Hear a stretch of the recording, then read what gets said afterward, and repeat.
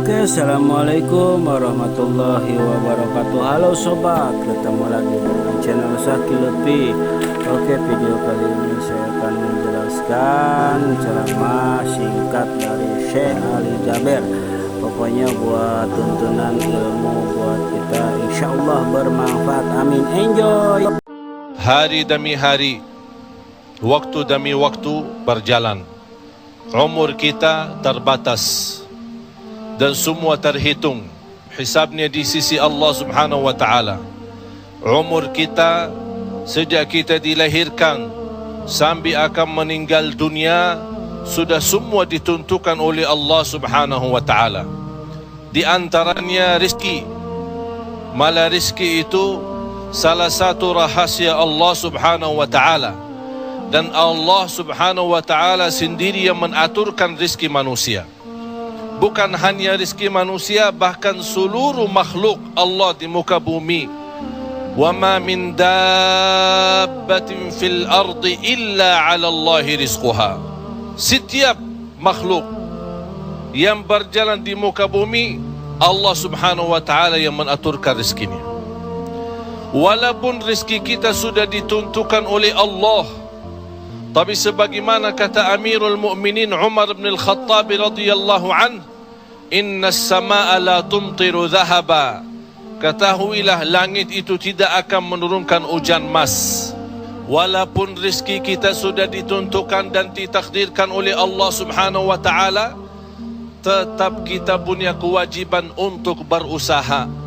Allah Subhanahu wa taala menerangkan banyak di dalam Al-Quran, فَإِذَا قُضِيَتِ الصَّلَاةِ فَانْتَشِرُوا. Bergeraklah, berjalanlah, berikhtiarlah, berusahalah. فَانْتَشِرُوا فِي الْأَرْضِ وَابْتَغُوا مِنْ فَضْلِ اللَّهِ. Carilah karunia Allah, anugerah Allah, rizki Allah. Orang mukmin yang percaya kepada Allah dan senantiasa dia berikhtiar dan berusaha, tetap memiliki keyakinan, menggantungkan hatinya kepada Allah Subhanahu wa taala. Itu yang namanya tawakkal qalbu. Bukan hanya tawakkal usaha, bukan hanya kita percaya kepada kemampuan diri kita atau kita percaya kepada kecerdasan kita, tapi tetap kita senantiasa memohon pertolongan Allah Subhanahu wa taala. Dan segala amalan itu tergantung niat. Innamal a'malu binniyat wa innama likulli imri'in ma nawa. Kita punya amal, tapi sebelum kita beramal, sebelum kita berusaha, sebelum kita berikhtiar, tolong Bapak Ibu jangan lupa nawaitu. Saat kita mencari nafkah dan rezeki, nawaitu dia untuk apa? Jadikan rezeki itu adalah jembatan yang membawa kita mendapatkan ridha Allah, jembatan membawa kita masuk surga Allah. Itulah nawaitu.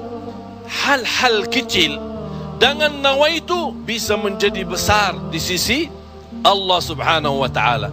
Ada orang nawaitu dia mencari nafkah dan rezeki, begitu dia mendapatkan rezekinya, dia nawaitu untuk memenuhi hak-haknya, kewajibannya terhadap istrinya, kewajiban terhadap anaknya. Sampai Rasul bersabda, sampai seorang suami suapin istrinya diberikan pahala sedekah. Coba bayangkan, berarti nawaitu itu sangat berarti. Oleh karena itu Bapak Ibu jangan tinggalkan nawaitu. Di mana Anda berada, apa urusannya, mau kemana, tolong dihadirkan nawaitu. Karena dengan niat, disitulah akan kita sama-sama mendapatkan petunjuk Allah Subhanahu wa ta'ala. Semoga senantiasa kita dalam ikhtiar dan usaha kita, selalu kita menambah keyakinan dan kepercayaan kita kepada Allah Subhanahu wa ta'ala. Hari ini kita berusaha berikhtiar, menghadapi sedikit kesulitan dan kesusahan, jangan kita berkata, kenapa Allah tidak melancarkan rizki dan usaha saya?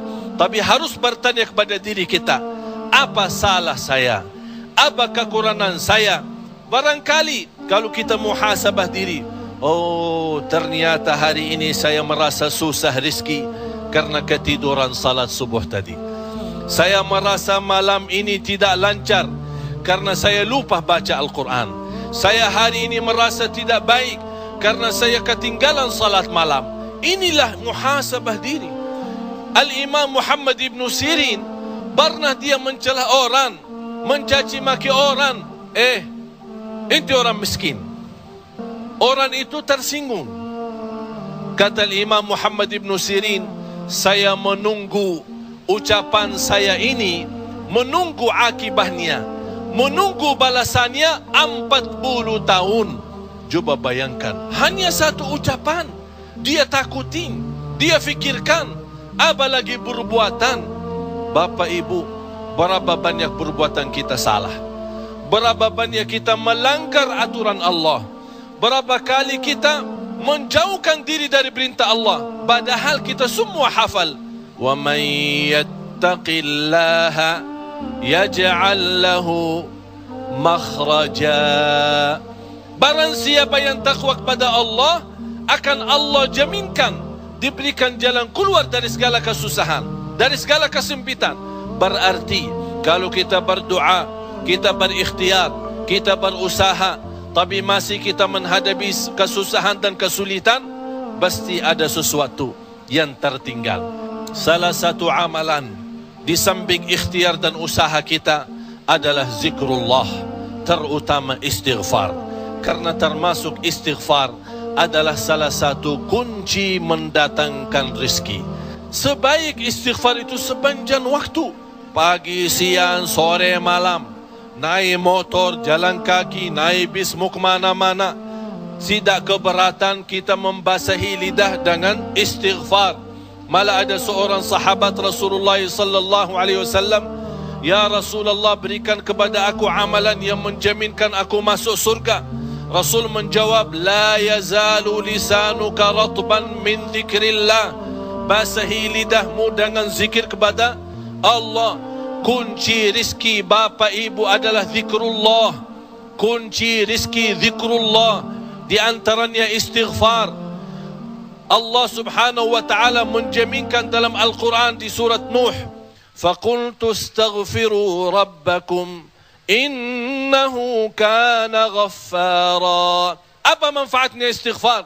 Yursilis samaa alaikum midrara wa yumdidukum bi amwalin wa banin wa yaj'al lakum jannatin wa yaj'al lakum anhara.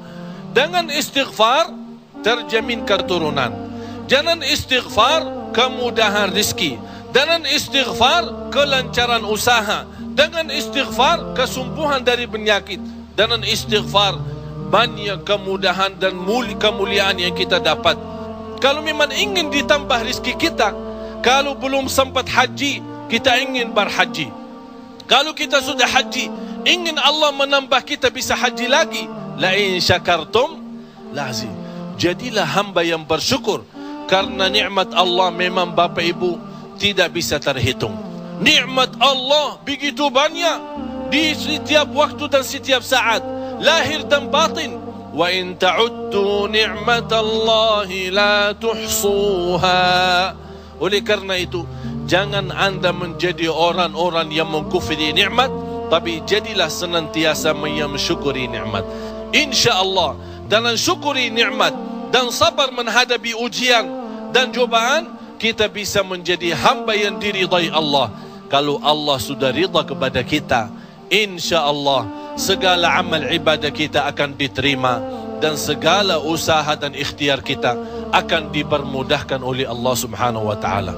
Bapak Ibu, yang terakhir, tidak boleh kita lupa doa. Rasul kita sallallahu alaihi wasallam selalu berdoa kepada Allah subhanahu wa ta'ala. Padahal dia Rasul, terjamin pertolongan Allah.